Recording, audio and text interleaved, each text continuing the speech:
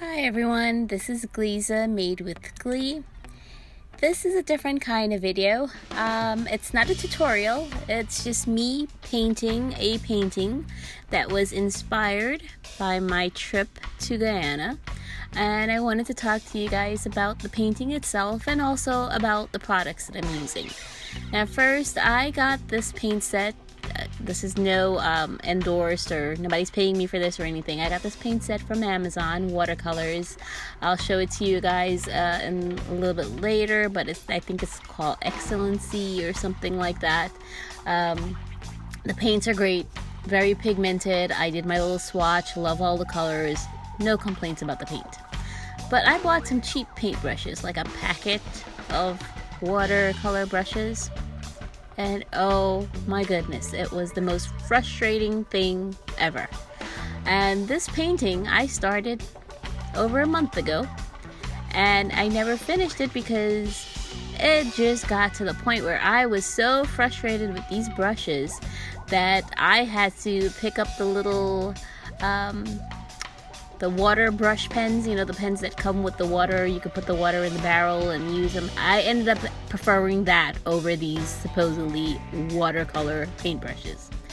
So this is a struggle for me to get through this particular painting. It took over a month. I literally had to leave it alone and walk away, and then things just didn't happen and I couldn't get to it until today.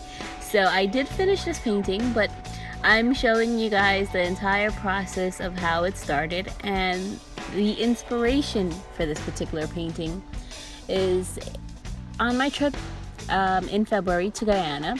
Near my in-laws, I saw a one-room shack, and it intrigued me because there was a family of 4 living in that one-room shack.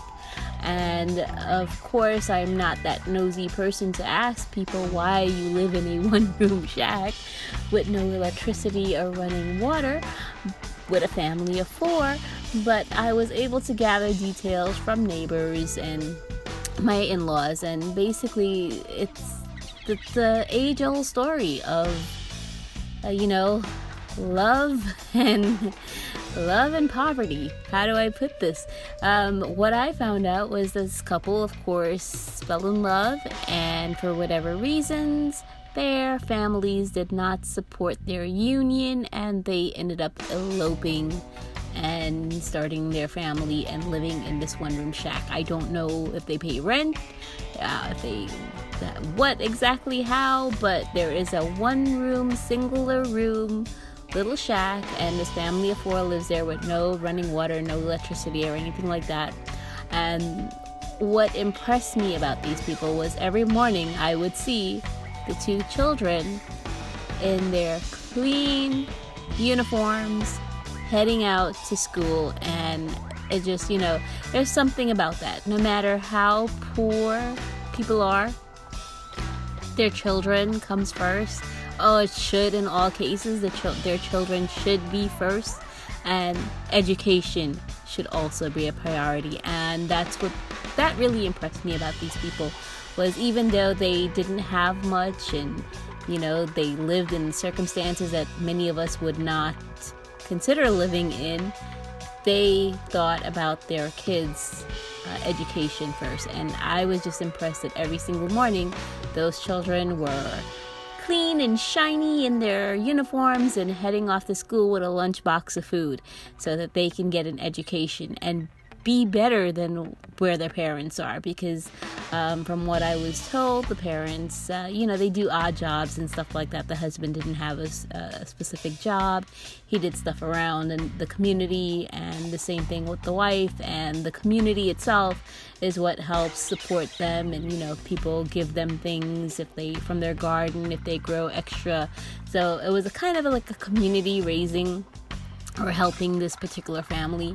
And like I said, I don't like to romanticize poverty. I think it's horrible. I don't think anyone should have to live like this. I think we have enough resources in this world that we should all be able to have a fair share, and everyone should have running water, and everyone should be able to turn on a light and have a roof over their head.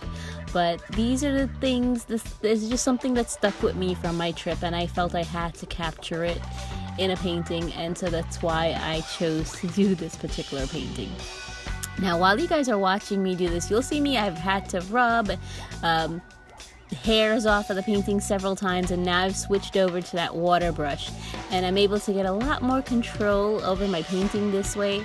But it was very, very, very frustrating with those brushes. I just didn't understand why the hairs would fall out and I'd have to go scrape it off of my painting every 2 seconds. So that was just one of the things that caused me to be frustrated, and why I ended up having left this painting aside. But I just had to capture this. There's quite a few things that I feel I need to put on canvas from my trip in Guyana, and this was definitely one of them. And like I said, I don't want to romanticize poverty, and there's nothing great about living in a one-room shack. I wish everyone could have a bedroom for themselves and whatnot, but I know this is very commonplace in still many parts of the world, and I know people can be successful and they can still have a good family life and be perfectly fine living in their one-room shack. So now basically what happens after this, I stop painting and I'm gonna leave this alone for quite a while. One eternity later. Yep, a month later, you see me here now. My nails have changed. I have my Halloween nails on, and I finally decided to come back to this painting. So this is just basically the last finishing touches that I'm putting on here.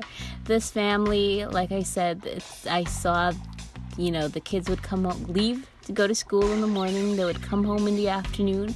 They would sit outside in this little table bench set that I'm pretty sure the father made, and they would do their homework. The mother would cook outside, and by 7 o'clock, as soon as it starts getting dark, they would go inside their little room, and that was it. And it was just something about that really captured, because right next door there's a big little McMansion, and across the street is a regular house, and all around you see regular people living middle-class life, and then here you have these people in what many would consider to be abject poverty.